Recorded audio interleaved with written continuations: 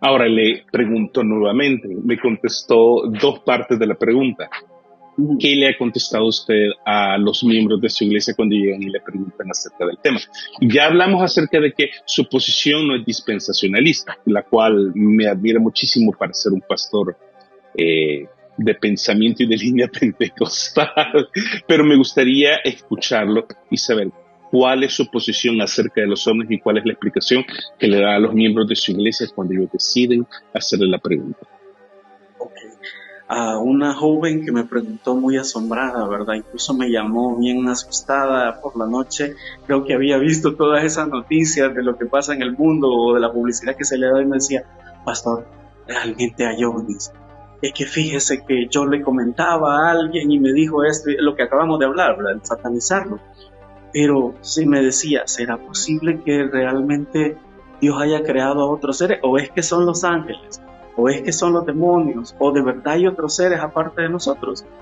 Y pues mi respuesta para ella fue, uno, bueno, ese conocimiento no es esencial para nuestra salvación. Uno. Dos, no veo por qué no puede existir vida en otros planetas o en algún otro lugar del universo más allá de nosotros. Tres, el Señor es tan grande, tan creativo, que limitarlo a una sola forma de vida como la nuestra o a los animales o a las plantas sería bastante reductivo.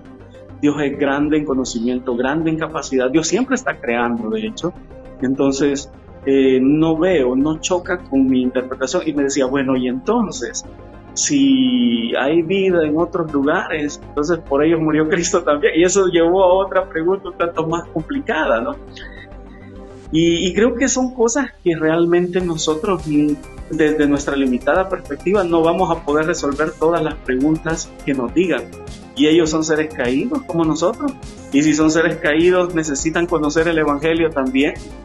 E incluye, y abarcó esta... Me sorprendió la forma de pensar de esta chica porque me dijo, entonces la Gran Comisión los incluye a ellos de llevarles también el Evangelio si no lo conocen. Y yo dije, wow, buena pregunta, increíble, que su mente va todavía más adelante en todo esto. Y la verdad es que le decía, realmente no sabemos, y como no sabemos, no podemos llegar a conclusiones certeras al respecto, pero la posibilidad de vida, la Biblia no cierra la puerta a eso. En ninguna parte de la Biblia vamos a encontrar que dice no existe vida en otros lugares aparte de la tierra, punto. No, simplemente eso es algo que es posible, no debemos satanizarlo y y mi consejo fue también en eso, no caer en el otro error, ¿verdad? De esoterizar todo o de espiritualizar. Pero mi explicación era esa, sí, es posible. No veo por qué no. Dios es tan grande como para hacerlo. Así de sencilla fue mi respuesta. Creo que por el momento se dio por satisfecha, pero yo creo que sigue pensando en evangelizar aliens. Vamos a pedir la colaboración de Tesla y de las naves espaciales que están yendo para empezar a armar una invasión evangelística en el nuevo mundo cuando ya podamos abrir los hoyos de Claro. gusano o podamos manejar finalmente la, los hoyos negros para poder ir a evangelizarlos. Interesante la posición de su miembro. La pregunta se la hago más directamente. ¿Qué piensa usted acerca de los aliens y de los fenómenos? Fuera del hecho de que pueden existir. ¿Qué cree que es lo que está? ¿Cuál cree usted que sea la razón o qué es lo que está sucediendo ahora? ¿Cómo lo podría explicar usted como pastor y como teólogo? Ajá. Bueno, hay algunas cosas que yo me cuestionaría antes de creer abiertamente en todas las posibilidades. La primera es que, o sea, sí no hemos explorado todo el universo como para saber dónde hay vida y dónde no lo hay. Va a ser bien difícil con nuestra tecnología. Entonces, al pensar en eso, creo que quizás vamos a morir por varias generaciones sin llegar a una conclusión al respecto. En cuanto a este tipo de seres y su capacidad para visitarnos, o tienen una tecnología súper avanzada, o es que viven miles o millones de años para poder visitar nuestro planeta viniendo de galaxias lejanas. Todos nosotros sabemos ese detalle, ¿no? Las grandes distancias hablando del universo. Entonces, a veces es lo que más me cuesta aceptar, la posibilidad de que existan seres que puedan vivir miles o millones de años y puedan llegar, siendo seres físicos, ¿verdad? Seres espirituales no hay ningún problema.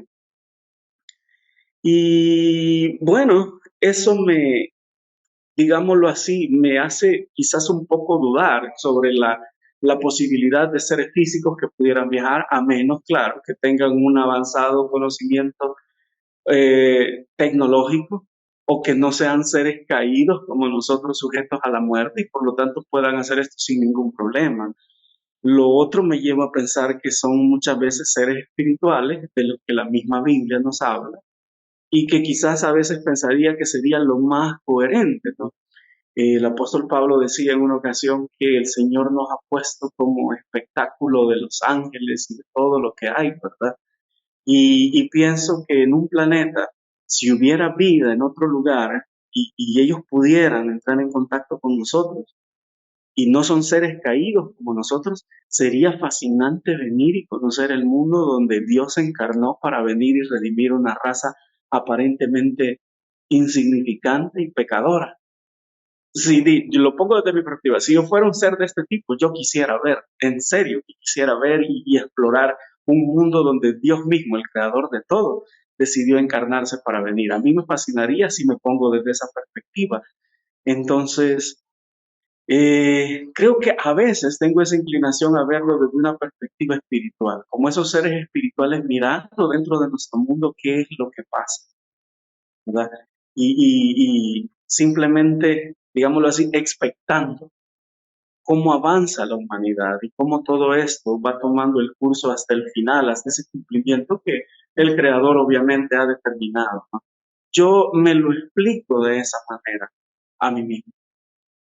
Ahora, y si le hiciera, si le insistiera y agarrara un palo y lo pullara a usted, Fernando, para tratar de sacarle una respuesta, me gustaría que me diera una respuesta. No, sé que sería difícil que usted diera una respuesta simplista, pero quisiera preguntarle, un simple sí o no, ¿cree que los extraterrestres existen y ya están aquí?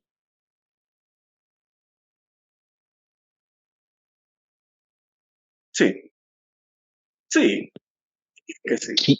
¿Quién cree usted que ellos son? Los que están en medio de nosotros. ¿Qué forma, dentro de todo lo que la media nos está bombardeando, dentro de todas las teorías de conspiración que hay, cuál corriente es la que usted creería más o cuál se inclinaría más a ser fehaciente y veraz en base a su punto de vista cristiano, personal y teológico? Ujú. Bueno, siendo totalmente franco en esto, ¿verdad? Y dando una respuesta quizás simple, pero a la vez acorde a mi fe, yo diría que en este sentido no solamente hay seres buenos, sino seres malos, todo esto. Entonces yo pensaría que la gran hueste celestial es la que nosotros vemos manifestada de esa manera, tanto en el lado positivo, del lado de los siervos de Dios, que nos protegen, que muchos de nosotros hemos sido testigos de eso, de esa clase de seres que vienen, nos cuidan y hacen cosas que por nosotros, para servirnos, para ayudarnos, pero también en el otro sentido, ¿verdad? En el aspecto negativo. Entonces, eh, para todas las manifestaciones que se dan, para todas las cosas que pasan, yo creo que sería más fácil para mí encajar mi teología dentro de esto, que son seres tanto de las huestes celestiales buenas como del lado malo que a veces vienen e interactúan con el ser humano. Sí, claro.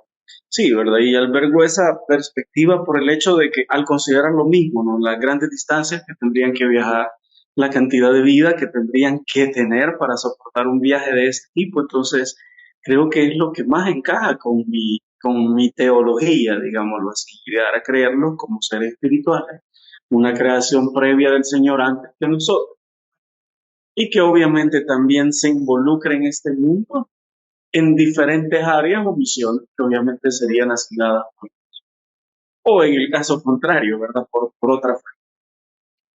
Ahora, pero en ese sentido, no sé si estoy en lo equivocado, pero ¿cómo explicaríamos entonces el hecho de lo que ocurrió y explica la Biblia en Génesis, de que los hijos de Dios, que se atribuye que son ángeles, vieron a las mujeres cuando los hijos de los hombres se dieron un matrimonio, empezaron a tener hijas, que eran muy bellas, y los hijos de Dios vieron a las mujeres y tuvieron hijos con ellos, y luego nacieron los gigantes, los que más adelante se le conoce, los hijos de Anak.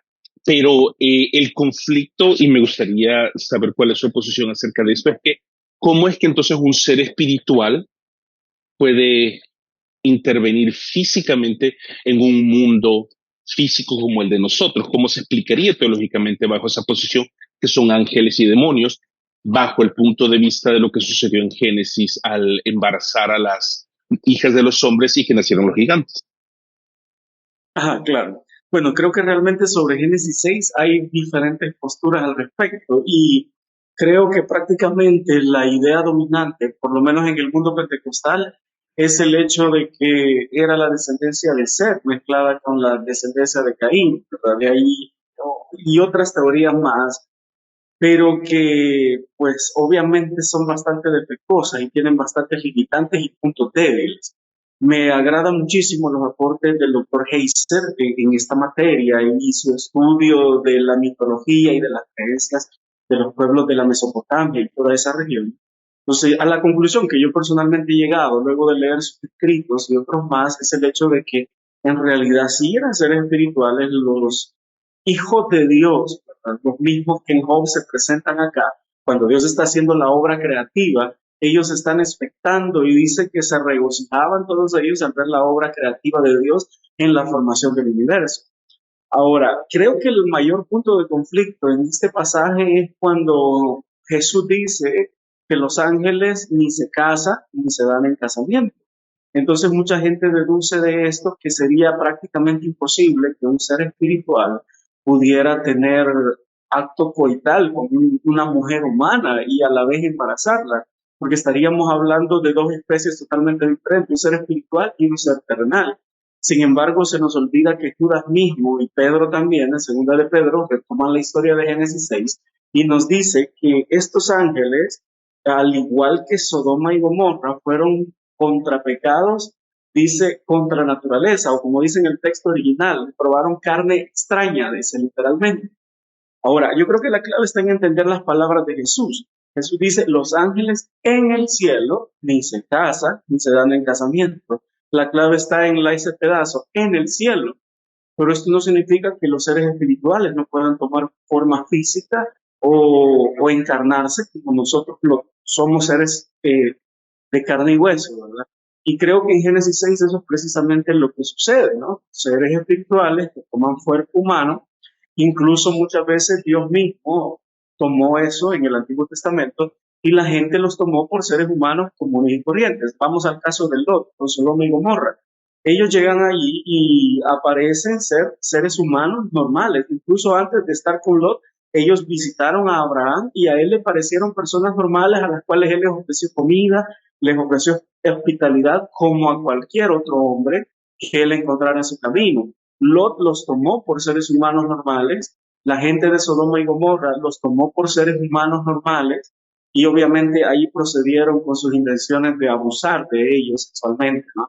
Entonces, esto significa que este tipo de seres tienen la capacidad de tomar cuerpos físicos muy similares a los del hombre, o también expresarse en su forma original, que es evidentemente espiritual, pero tienen la capacidad de hacerlo de ambas maneras. Y obviamente, si se toman un cuerpo físico, como es el caso de Génesis 6, ellos pueden hacerlo, pueden reproducirse con seres humanos, pueden caer en este tipo de prácticas, digámoslo así. Incluso es curioso cómo las personas que hablan de casos de abducción, algunos hasta mencionan episodios de violación o agresión sexual en este.